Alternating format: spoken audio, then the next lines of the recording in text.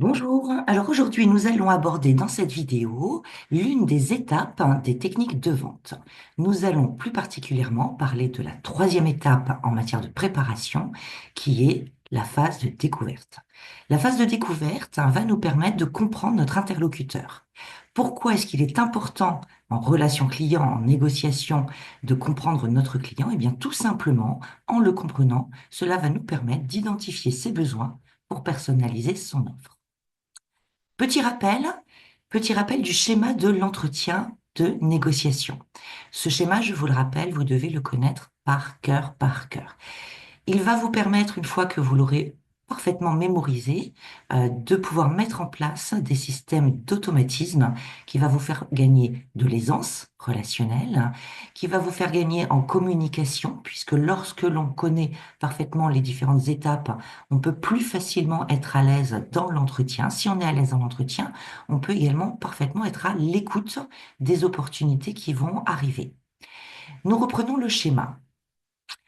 Nous avons quatre grandes étapes que l'on appelle également les 4 C. Première étape, contacter, entrer en contact, comprendre, convaincre, puis conclure. Ces grandes étapes sont réparties donc dans les étapes de l'entretien de négociation. Le tout étant d'œuvrer au maximum pour parvenir à un accord. Nous entendons bien sûr ici un accord comme étant l'objectif ultime de tout entretien de négociation. L'accord peut être multiple, ça peut être bien évidemment l'accord sur la transaction, sur la mise en place d'une transaction commerciale entre votre interlocuteur et vous-même, ce qui veut dire la commande, tout simplement. Cela peut être également un accord pour se revoir, puisque certains rendez-vous nécessitent de se voir plusieurs fois. Cela peut être un accord pour faire une démonstration, pour faire un test, mais cela peut également être un accord pour se revoir dans 6 mois, parce que parfois la négociation ne peut pas aboutir le jour même pour des raisons diverses. Et puis cela peut être aussi un accord pour obtenir les coordonnées, les recommandations pour contacter l'un des contacts de votre interlocuteur. Donc entendez bien ici accord en rouge comme étant l'objectif final et non pas une étape. On y va pour les étapes. Nous avons en premier lieu la prise de contact, puis la découverte, la reformulation qui nous permet de passer de manière aisée entre la découverte et l'argumentation, la réponse aux objections et la conclusion. Si l'on reprend les objectifs de chaque étape, la prise de contact a pour objectif double d'établir un climat de confiance en premier, c'est-à-dire d'humain à humain, que chacun des interlocuteurs ait plaisir à travailler ensemble. Quand je parle de plaisir, c'est-à-dire qu'ils se respectent, qu'ils ont compris qu'ils ont un intérêt commun à travailler ensemble. Deuxième objectif de la prise de contact, ce sera d'établir le cadre de l'entretien. Le cadre de l'entretien, ça veut dire d'indiquer à votre interlocuteur les différents éléments qui vont être abordés dans cette négociation. On pourrait le résumer en disant c'est un sommaire de l'entretien. Cela a pour l'avantage d'indiquer à notre interlocuteur les différentes choses qui vont être abordées et puis qu'il puisse bien comprendre le bénéfice pour lui de ce rendez-vous. La découverte, on l'a dit, comprendre notre interlocuteur afin d'identifier les opportunités. La reformulation va nous permettre de bien verrouiller la phase de découverte avant d'entrer en argumentation. Le verrouillage se fait par la reformulation des points d'appui que vous avez identifiés au cours de la découverte. Les points d'appui étant les éléments qui vont faire que votre interlocuteur va souhaiter travailler avec vous. Pourquoi votre offre est importante pour lui, va résoudre un problème ou va lui faire gagner quelque chose. La phase d'argumentation, c'est la phase où nous allons valoriser et personnaliser notre offre. La réponse aux objections, parce que dans toute communication, toute relation humaine, il y aura à un moment ou à un autre des objections. La phase de traitement des objections, de réponse à l'objection, sera la phase où nous allons pouvoir répondre à ces questions, ces doutes, ces interrogations que notre argumentation a soulevées. C'est donc une super opportunité d'affaires, c'est ça l'objectif de la réponse aux objections, c'est une opportunité d'affaires en pouvant aller plus loin sur les éléments qui peuvent encore bloquer sa décision positive. Puis enfin, la phase de conclusion et de prise de congé, c'est donc la phase où nous allons récapituler l'ensemble des accords ou pas qui ont été pris, en tout cas l'ensemble des éléments principaux qui ont été échangés pendant l'entretien. C'est également la phase, bien évidemment, où on va pouvoir remplir le bon de commande quand il y a eu accord, où on va pouvoir définir les dates de livraison, éventuellement affiner les quantités, euh, peut-être établir le devis si ce n'est pas encore le bon moment pour passer à l'acte de commande. Et puis la prise de congé, ce sera l'étape où nous allons rassurer notre interlocuteur sur sa décision, le remercier du temps qu'il nous a accordé et de sa confiance, et puis l'amener vers une fidélisation, c'est-à-dire on va ouvrir vers de prochains échanges. Voilà, c'est un rappel des étapes du schéma de l'entretien de négociation que vous devez connaître par cœur, par cœur, par cœur. Bien sûr, vont s'ajouter à chacune de ces étapes des outils que l'on va pouvoir utiliser pour pouvoir atteindre plus facilement les objectifs que l'on s'est fixés pour chacune de ces étapes. Aujourd'hui, nous allons aborder en particulier la phase de découverte. Dans ma stratégie de préparation de l'entretien, je vous rappelle que la préparation de l'entretien, c'est 80% de la réussite de l'entretien. Dans ma stratégie de préparation de l'entretien, il s'agit de la troisième étape, puisqu'effectivement, nous préparons la découverte après avoir préparé l'argumentation. Donc, nous préparons une argumentation la plus complète possible. Et lorsque nous commençons à préparer la découverte, nous pouvons bien évidemment garder nos outils de préparation de l'argumentation de côté pour pouvoir les enrichir au fur et à mesure des idées qui nous viennent. Pourquoi je vous le fais en troisième? Tout simplement parce que je pense que les questions, puisque la phase de découverte, c'est un ensemble de questions stratégiques que vous allez préparer, j'estime que les questions sont plus faciles à trouver une fois que nous avons bien revu pour nous-mêmes en premier pourquoi notre offre est intéressante, qu'est-ce que nous pouvons apporter à notre client, puis avec plus de détails en nous appuyant sur les profils sans casse. Je trouve qu'il est plus facile à ce stade-là de pouvoir imaginer et créer les questions qui seront les plus pertinentes pour obtenir les informations nécessaires. Allez, on y va. Phase de découverte. Xiongxi disait la règle du général, hein, c'est que celui qui gagne, hein, c'est celui qui est le mieux informé. Gardez toujours en tête que la connaissance, c'est le pouvoir. Plus vous avez d'informations, plus vous pouvez faire face à l'imprévu et anticiper un maximum des informations obtenues, des réactions, des objections, etc.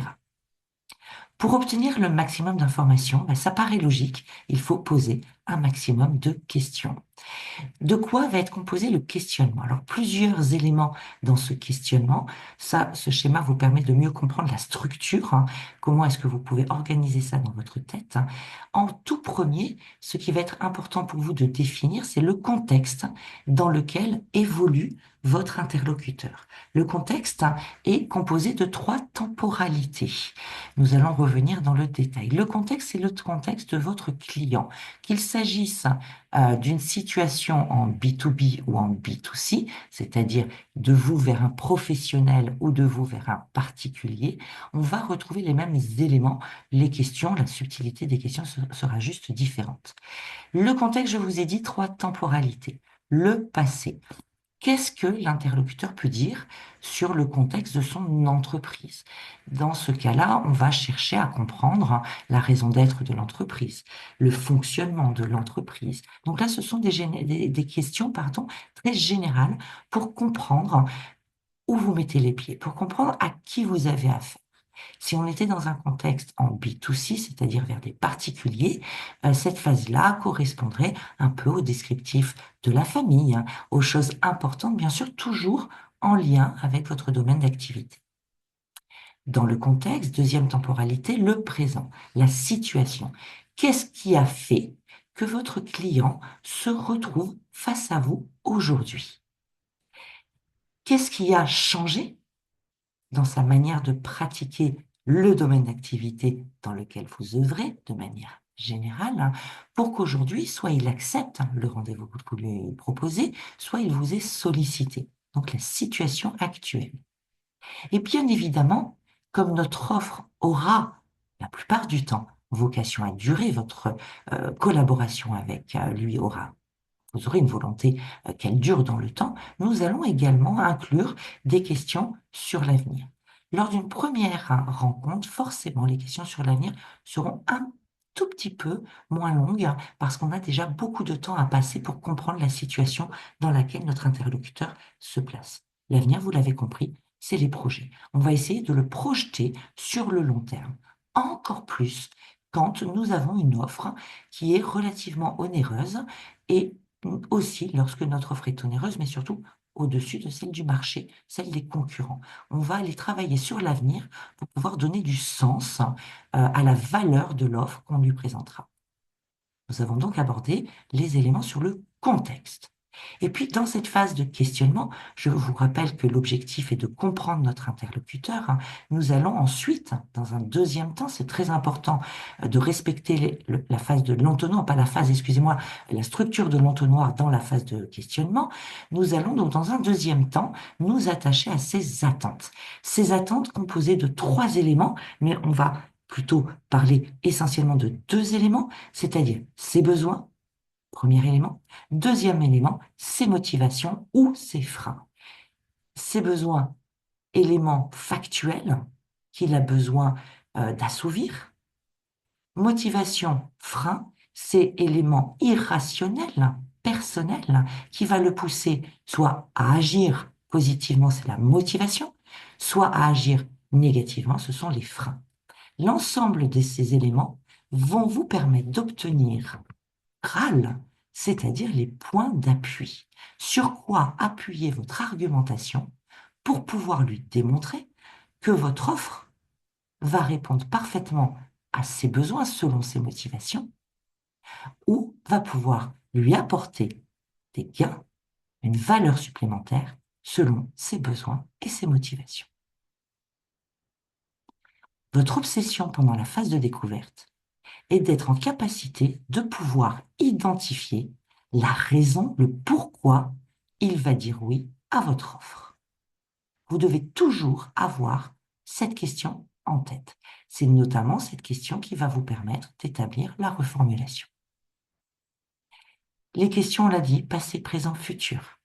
On va s'intéresser à eux, eux dans la structure, c'est-à-dire en B2B, eux, l'entreprise, en B2C, eux, la famille.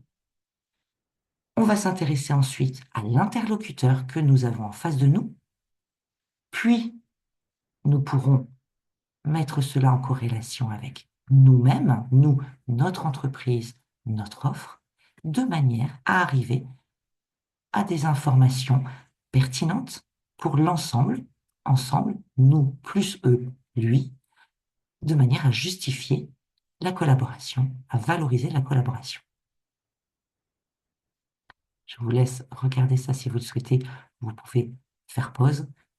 Il n'y a pas besoin de commenter.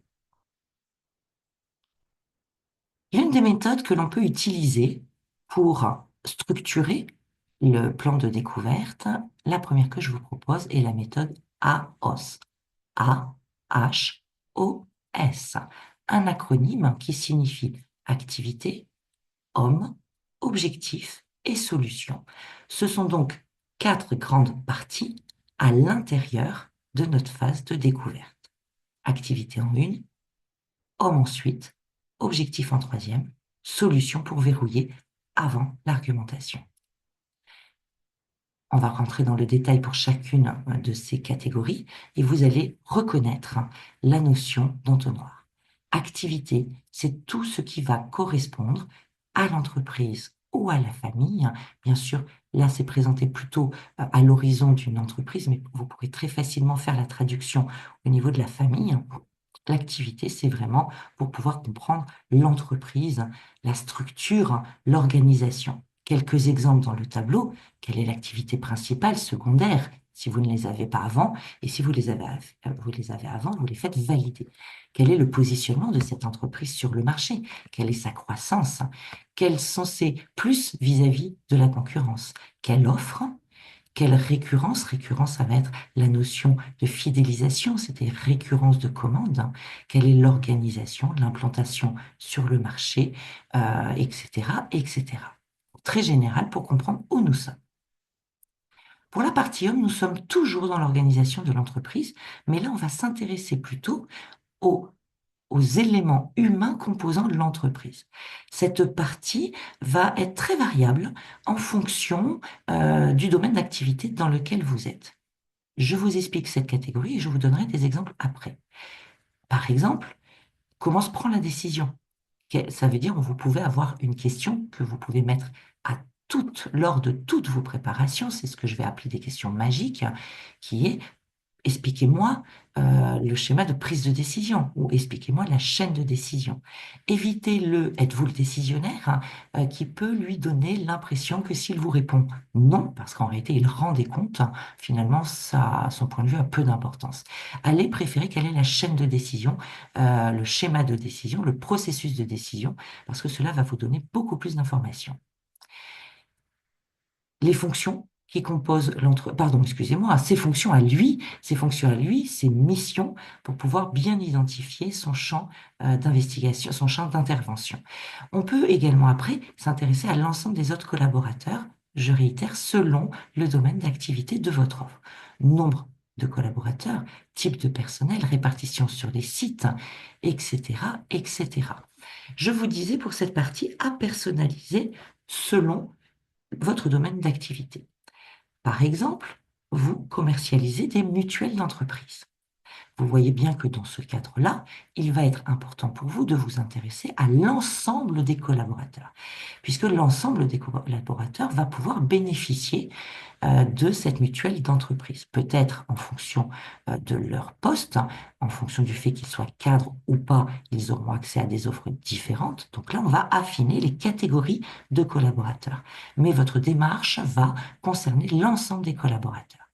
Si par contre, ce ne sont pas des mutuelles d'entreprise que vous commercialisez, mais par exemple des ordinateurs portables, on peut imaginer que les ordinateurs portables ne seront pas à destination des collaborateurs de la chaîne de production, puisque leur outil de production, ce sont les machines dans la partie usine et non pas les ordinateurs portables. Il sera donc important de définir très rapidement à qui est destiné l'achat ou en tout cas la prise d'informations sur ces ordinateurs portables. Est-ce que c'est pour l'ensemble des collaborateurs des services administratifs, commerciaux, etc. Est-ce que c'est uniquement pour les commerciaux itinérants? Est-ce que c'est uniquement pour les nouveaux commerciaux itinérants qui arrivent sur le site? Est-ce que c'est le remplacement d'une partie de la flotte des commerciaux itinérants? Donc vous voyez qu'on va affiner ici la demande. Objectifs et solutions, soyez très attentifs. Il n'est pas forcément facile de faire la différence entre les deux. C'est pourtant là que la qualité de votre questionnement va pouvoir être perçue, votre professionnalisme être perçu par votre interlocuteur. Vous voyez bien que dans Activité Homme, nous sommes vraiment sur des questions générales de compréhension de l'organisation de l'entreprise ou de la famille de votre interlocuteur. Objectifs et offres, nous nous rapprochons du domaine d'activité, nous nous rapprochons du besoin et de la motivation. Objectif, sur votre prise de notes, vous pouvez mettre égal besoin. Solution, vous pouvez mettre égal motivation. Objectif, proposition dans ce support, objectif primaire et secondaire des produits, services que vous proposez. Par exemple, si vous vendez des cadeaux d'affaires, les tâches seront comment l'entreprise motive ses collaborateurs, comment elle remercie ses clients, comment elle fidélise, comment elle communique. Vous voyez que si vous commercialisez des cadeaux d'affaires, mais par exemple, en particulier dans le domaine des cadeaux d'affaires, vous ne commercialisez pas n'importe quoi, pardon, tous les cadeaux d'affaires, vous commercialisez uniquement du vin. Vous voyez bien que l'on reste malgré tout dans ces questions très générales. Parce que le fait qu'ils décident à un moment donné d'offrir à leurs collaborateurs, à leurs clients ou autres du vin, n'est que l'une des solutions, catégorie d'à côté, que l'une des solutions qui s'offre à eux. Puisque pour pouvoir motiver, remercier, fidéliser ou communiquer, ils ont énormément d'autres possibilités. Cela peut être des paniers gourmands, Cela peut être des cartes de remerciement, tout simplement. Cela peut être des challenges, des voyages. Cela peut être des séjours. Cela peut être des cadeaux de tout type, des parapluies, des parasols, des tables de camping ou je ne sais ce que l'on pourrait imaginer. Le domaine du cadeau d'affaires est très vaste. Donc vous comprenez que lorsque votre interlocuteur vous reçoit en entretien afin de discuter de son objectif, son besoin de motiver, remercier, fidéliser, communiquer auprès de ses collaborateurs ou de ses clients, ses possibilités sont très larges. Un autre exemple, si si votre collaborateur, votre interlocuteur, excusez-moi, devait trouver une solution pour se déplacer, le besoin serait donc de se déplacer. Vous voyez bien qu'il existe énormément de solutions. Vous pourriez, par exemple, si vous étiez Air France, effectivement, vous pouvez proposer des solutions de transport en avion. Mais en réalité, votre interlocuteur peut se laisser séduire aussi par toute autre solution lui permettant de se déplacer d'un point A à un point B. Il peut prendre le train. Ils peuvent prendre des voitures individuelles. Ils peuvent louer des voitures.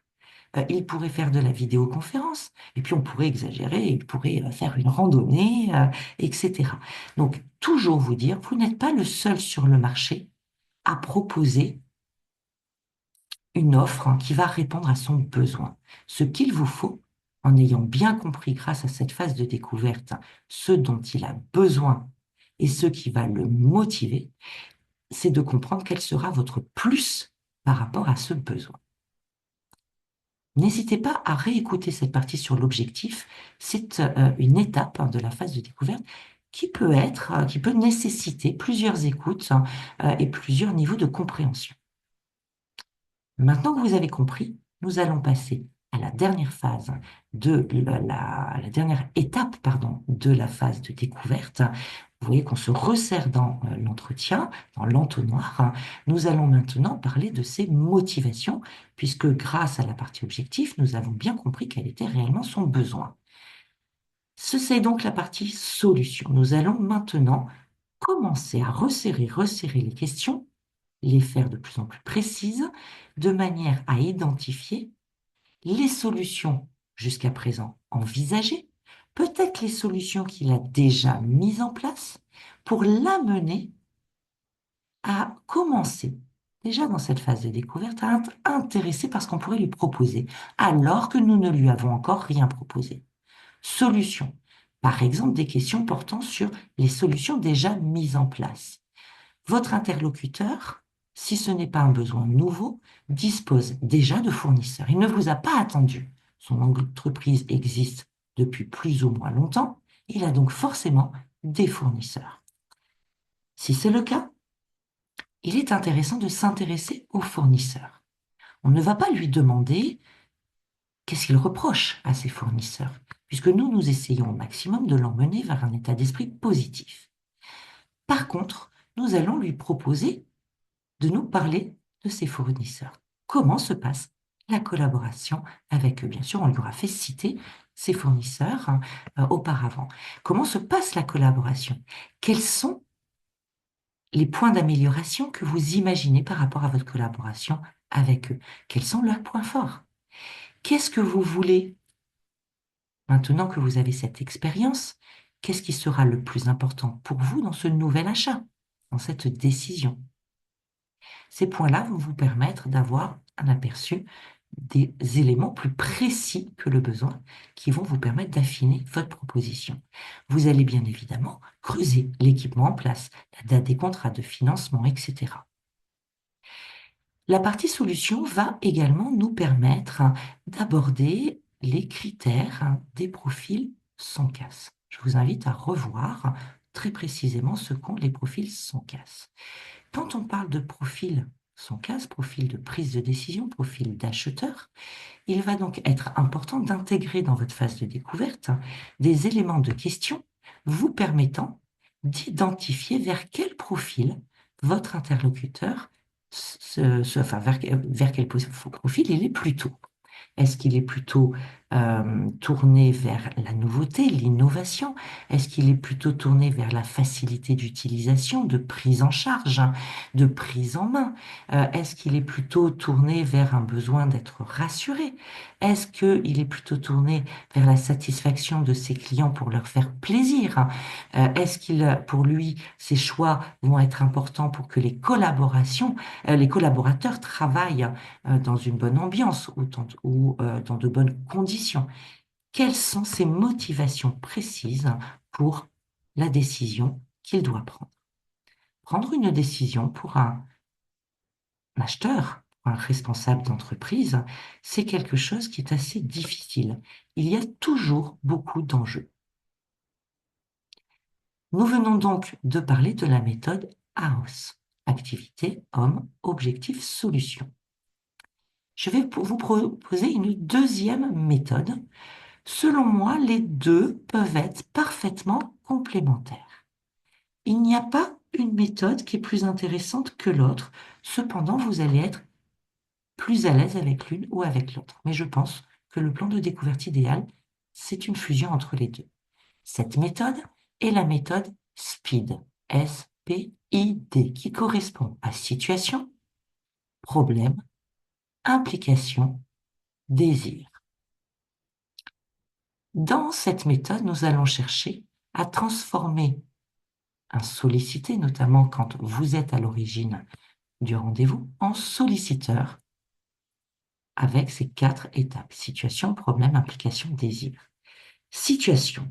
Eh bien, il vous faut bien connaître la situation de votre interlocuteur, son marché, ses clients, ses objectifs, ses avantages concurrentiels, la chaîne de décision, son avis, etc.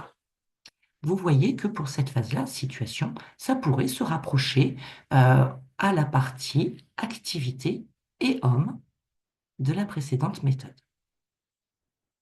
Deuxième étape, identifier son ou ses problèmes. Cet élément, je le trouve très pertinent dans cette méthode-là. C'est une phase qui va avoir pour objectif de faire parler votre interlocuteur des difficultés qu'il rencontre et des sources de mécontentement. La méthode SPID, parfois, peut avoir l'avantage d'être un peu plus rapide. Mais attention, rapidité n'est pas toujours égale à réussite. La notion de faire identifier le problème est vraiment très, très importante. Dans la méthode précédente, c'était en lien avec la partie objectif, mais surtout la partie solution. Troisième étape, identifier les implications induites par les problèmes détectés. J'adore cette phase. Parfois, avec la méthode AOS, vous avez un peu plus de mal à la faire ressortir. On devrait la faire ressortir dans la partie solution. Identifier les implications provoquées par les problèmes détectés. Ce que l'on va essayer de faire dire, n'oubliez pas que la phase de découverte, nous cherchons à faire dire à notre interlocuteur, c'est toutes les implications négatives que le problème que vous avez identifié va provoquer. C'est là où je vous parlais de la notion de temporalité sur le futur. Quelles sont les conséquences négatives pour lui? Par rapport à ce qu'il vit aujourd'hui, qu'est-ce que cela va provoquer de manière négative? Les dépenses supplémentaires, la gêne de l'équipe, le manque de motivation, voilà. Il va falloir ressortir après ce problème les conséquences réelles. Excusez-moi, petit bug, nous allons revenir sur la bonne phase, sur la bonne page. Waouh! Allez, on y est. Voilà. Nous avons donc abordé situation, problème, implication.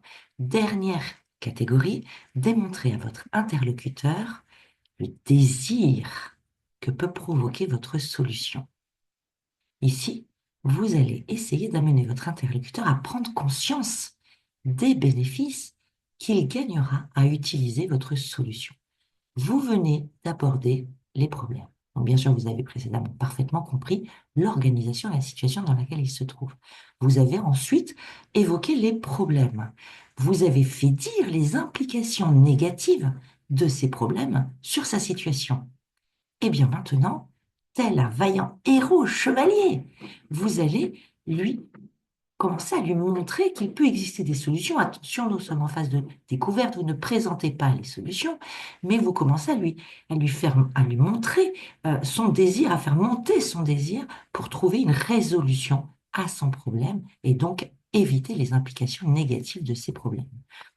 Vous voulez donc lui faire prendre conscience des bénéfices qu'il gagnera à utiliser votre solution.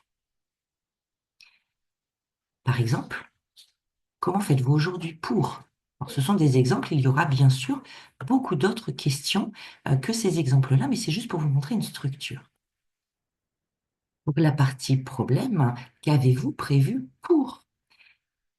La partie implication, donc, si je comprends bien, vous prenez le risque de, êtes-vous d'accord avec moi? Ce sont, attention, bien évidemment, des exemples de questions, et il y aura pour chaque catégorie, il y aura plusieurs questions à chaque fois. C'est juste des exemples. Et le désir, et si je vous permettais deux, est-ce que ce serait mieux pour vous? Dans la structure, on peut imaginer que la partie désir correspond à la reformulation. Cette structure SPEED, qui à mon avis est vraiment pertinente en la mettant en lien avec la méthode AOS, va ensuite vous permettre de structurer votre argumentation. L'argumentation, c'est l'exemple qui suit, CSAQ. Je vous dis ça parce que vous pouvez aujourd'hui profiter d'eux.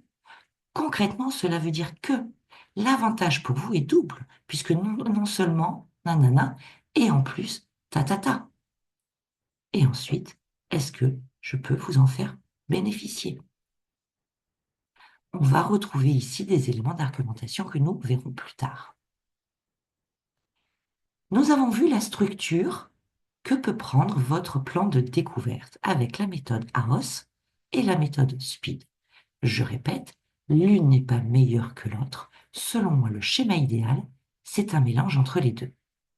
Ce que je trouve intéressant avec la méthode AOS, c'est de bien comprendre les enjeux des différentes catégories. La méthode SPEED permet de les structurer et d'aller un peu plus loin. Donc, si j'étais vous et que j'étais novice dans ce domaine-là, je commencerai par appliquer la méthode AOS. Puis, dans un deuxième temps, lorsque je commence à être à l'aise avec cette méthode-là, je basculerai sur la méthode SPEED. Rentrons un peu plus dans le détail de comment peuvent être formulées les questions. Les questions vont respecter cet ensemble de lettres qui nous permet de faire beaucoup de choses.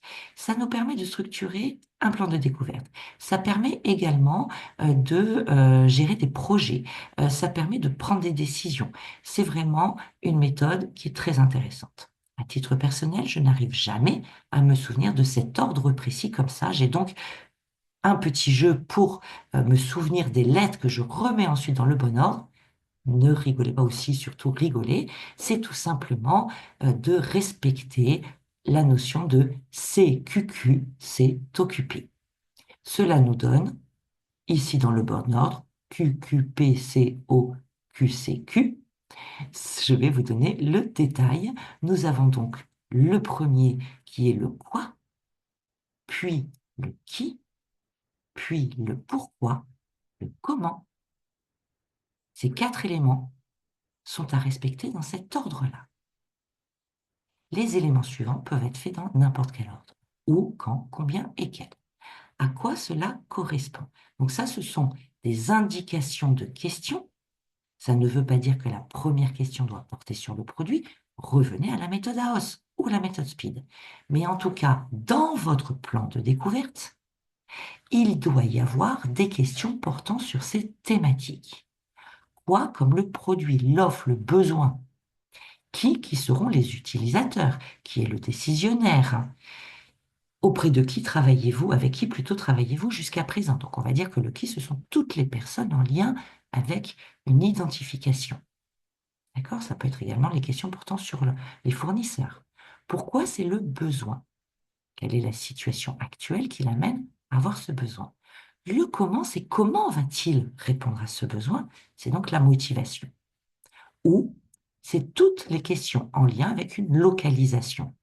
Le lieu d'utilisation, le lieu de stockage, Le lieu de transport, voilà. On va pouvoir mettre par exemple, si on était sur notre exemple de tout à l'heure, un ordinateur portable, voilà, où va-t-il l'utiliser? Dans quelles conditions va-t-il le transporter? On est dans le où. Le quand, toutes les questions en lien avec une temporalité. Cela peut être une date de création d'entreprise, une date de fin de contrat, une période forte d'activité. Quelle est votre plus grosse période d'activité sur l'année? Cela peut être en lien avec la saisonnalité des ventes, tout ce qui est en lien avec une temporalité. Autre point, le combien, toutes les questions en lien avec une quantité, avec un nombre plus exactement. La quantité de produits qu'il a besoin, le nombre de collaborateurs, la fourchette de prix, le budget, le prix auquel il achète jusqu'à présent, son chiffre d'affaires, les pertes financières qu'il peut avoir, etc. Le dernier élément, lequel, c'est pour moi dans cette partie-là que vous allez positionner les questions qui vont vous permettre d'identifier son profil, son casse, et ce sont également les questions en lien avec les caractéristiques précises attendues. Chaque fois que vous élaborez un plan de découverte, vérifiez que vous avez au minimum une question pour chacune de ces thématiques. Cela va vous permettre vraiment de trouver le type de question. Je vous l'ai dit, on utilise toujours le système de l'entonnoir, partir du général pour aller à l'essentiel, donc identifier son pourquoi. Pourquoi est-ce qu'il va accepter notre offre? Attention, on l'a dit plusieurs fois en matière de communication, il y a énormément de raisons de mal se comprendre. Cherchez toujours à améliorer votre compréhension par des éclaircissements. Évitez les mots imprécis, évitez les généralités, les comparaisons lorsqu'elles n'ont pas lieu d'être. Faites attention aux relations de cause à effet que votre interlocuteur peut faire trop rapidement et vous-même. Et faites attention aux contraintes. Il y aura toujours des contraintes, il y aura toujours des objections. À vous d'anticiper pour pouvoir les contourner. La phase de découverte est une phase d'exploration. Vous êtes un enquêteur. Vous avez 2 fois plus d'oreilles et d'yeux que de bouche. Donc cette phase-là doit être dominée par votre interlocuteur. Quand je parle de dominer, c'est en temps de parole. Vous êtes là pour le guider afin d'obtenir les informations dont vous avez besoin. C'est donc majoritairement à lui de s'exprimer. On considère que sur un entretien de vente, on peut passer à peu près la moitié du temps entre la prise de contact et la phase de découverte, et le reste pour traiter l'ensemble des autres étapes, puisque ce sont ces 2 phases-là qui vont mettre votre interlocuteur dans de bonnes conditions pour être ouvert à la discussion et ensuite pouvoir vous livrer toutes ses préoccupations, tous ses impératifs et ceux dont il a réellement besoin. Entrons à nouveau dans le détail. Après les différents items à aborder, nous allons parler de la forme des questions. Il existe énormément de types de questions, allant de la question ouverte à la question fermée, avec à chaque fois des petites subtilités. Question ouverte, question alternative, suggestive, les questions relais, les questions miroirs et les questions fermées. Il est très important de bien choisir la forme de la question que vous allez poser en fonction du moment où vous en êtes dans la phase de découverte. De manière un peu synthétique, partez du principe que toutes vos questions auront plus à y gagner en étant des questions ouvertes. Mais malheureusement, naturellement, nous posons des questions fermées. Charge à vous, lorsque vous rédigez votre plan de découverte, de rédiger dans un premier temps vos questions comme elles vous viennent, c'est plus joli. Rédigez vos questions comme elles vous viennent, avec peut-être de la maladresse. 2, ensuite, les mettre dans le bon ordre, puisqu'on respecte une logique d'entonnoir pour ramener de manière fluide notre interlocuteur vers notre objectif. Et le fait de respecter la méthode de l'entonnoir va lui permettre de comprendre et de suivre le déroulé de vos pensées. Et seulement dans un troisième temps, quand vous aurez rédigé, hiérarchisé, ensuite seulement vérifier exactement les questions. Dès qu'une question commence par est-ce que, pouvez-vous, avez-vous, auriez-vous, automatiquement, quelle que soit la suite, Ce sont des questions fermées. Question fermée, cela signifie que la réponse sera oui ou non. On est au clair avec ça? Ces questions-là sont utiles à certains moments, notamment vers la fin de la phase de découverte. Mais elles sont dangereuses. La plupart du temps, si vous posez une question fermée, vous risquez de fermer la communication. Déjà, en faisant une majorité de questions fermées, l'entretien est très désagréable. Vous obtenez des oui, non, je ne sais pas, ah oui, non. C'est très désagréable, ça fait plutôt interrogatoire. Ensuite, malheureusement, souvent, une réponse à une question fermée, donc un oui ou un non, va vous obliger à reposer une question pour préciser. C'est donc inutile de poser immédiatement une question ouverte.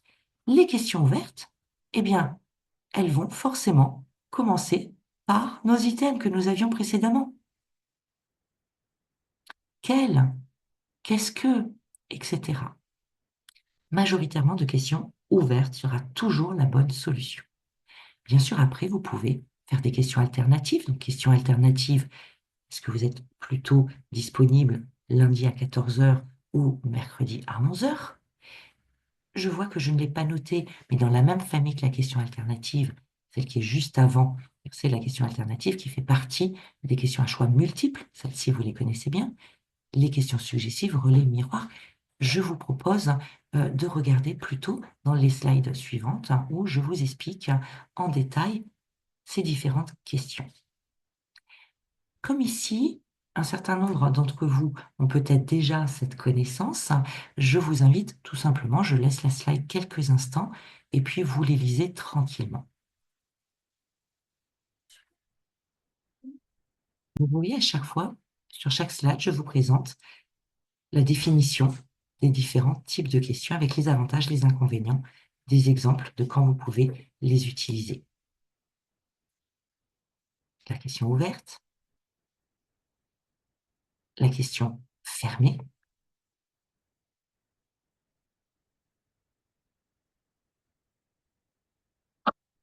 la question alternative,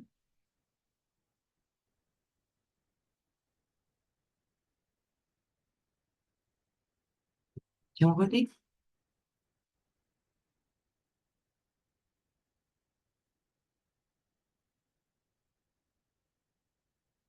la question relais a vraiment énormément d'avantages, notamment pour fluidifier. Vous savez, ce sont ces petites phrases qui semblent anodines, mais qui relancent la conversation.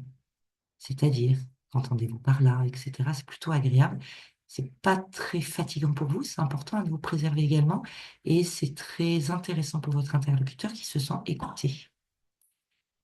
Les questions miroirs. Alors, on voit que ce n'est pas marqué, mais c'était peut alourdir la conversation si utilisé trop souvent. Les questions suggestives, attention à utiliser vraiment de manière occasionnelle. Voilà. Vous en savez plus sur les différentes thématiques à aborder dans la phase de découverte au sein de l'une des méthodes que vous aurez choisies. Vous en savez plus également sur les différentes questions que vous pouvez utiliser. Maintenant, écoutez votre client, regardez-le dans les yeux, percevez le non-verbal, entendez le type de mots qu'il utilise, cela va vous donner des indications aussi sur son profil sans casse. Faites en sorte que vos questions ne s'enchaînent pas tel un questionnaire, mais qu'elles rentrent plutôt dans la discussion. N'hésitez pas à rebondir sur ces réponses, parce que parfois la réponse peut vous emmener à avoir d'autres réponses que vous aviez vous prévu de poser beaucoup plus tard dans l'entretien. Mais s'il aborde ce sujet, eh bien revoyez votre ordre, ce n'est pas grave, soyez souple, d'accord? On prépare beaucoup notre entretien pour gagner en confiance et pour gagner en souplesse, en agilité. Et gardez toujours en tête la réponse à cette question, pourquoi il dira oui à mon offre, d'accord? Autre point, partez du principe que si vous êtes amené à collaborer avec cette personne sur le long terme, il y aura toujours besoin de faire une phase de découverte. Elle pourrait être légèrement différente. À certains moments, elle prendra plus la forme de validation d'informations que de vraie exploration. Mais ce qui le motive aujourd'hui ne le motivera peut-être pas demain. Ses projets vont changer. son état d'esprit va changer, ses besoins vont changer, donc ses motivations vont changer. On n'en finit jamais d'interroger notre entourage, nos interlocuteurs, nos proches, etc. Plus vous posez de questions, plus vous vous rapprochez d'eux. Attention, attention, même si au départ de l'apprentissage, il est normal de lire les questions, rapidement, il faudra vous détacher de vos notes. C'est vous qui les avez conçues, qui les avez rédigées, vous comprenez l'état d'esprit de votre découverte, donc essayez de vous détacher de vos notes. Bien évidemment, on ne contredit jamais son interlocuteur. On n'est pas pour autant obligé de lui dire qu'il a raison. On a le droit d'avoir nos propres opinions, mais en tout cas, on va l'accompagner. Évitez les monologues. Je vous rappelle que la phase de découverte, c'est lui qui doit le plus parler. Et alors surtout, les deux erreurs les plus flagrantes que l'on peut rencontrer, c'est que vous puissiez écourter la phase de découverte en vous disant j'ai peu de temps, je vais écourter, parce qu'en réalité, c'est inversement proportionnel. Si vous avez une petite phase de découverte, vous aurez une énorme phase d'argumentation. Elle ne sera pas ciblée, elle va fatiguer votre interlocuteur et elle va vous montrer peu professionnelle. Et bien évidemment, on ne peut passer à une phase de technique de vente qu'après avoir complètement fini la phase dans laquelle on est. Donc, bien sûr, pendant la découverte, on n'argumente jamais, jamais, jamais. Voilà pour cette partie sur la phase de découverte. Je reprends mes conseils maintenant que vous avez ces informations théoriques. Reprenez votre sujet, comprenez votre entreprise, votre offre, reprenez votre travail sur l'argumentation qui vous a permis de comprendre votre offre et de la valoriser. Et à partir de là, demandez-vous de quelles informations est-ce que j'ai besoin pour pouvoir identifier les arguments qui seront bons pour lui. De quelles informations j'ai besoin pour identifier pourquoi il dira oui à mon offre. Vous allez donc commencer à faire vos questions de manière maladroite, rédiger l'ensemble de vos questions, puis vous les classer dans un ordre logique avec un enchaînement fluide, et enfin, vous les améliorez en les transformant en majorité en questions ouvertes. Vous vérifierez ensuite qu'elles abordent bien l'ensemble des items du quoi, qui, pourquoi, comment, quand, où, combien et lequel. Amusez-vous, la phase de découverte est en ce qui me concerne la phase que je préfère. C'est celle les yeux dans les yeux où on s'intéresse à notre interlocuteur dans l'objectif de trouver une solution à un problème qu'il rencontre ou d'améliorer la situation dans laquelle il est. C'est donc une phase extrêmement intéressante. Lancez-vous, petite détective.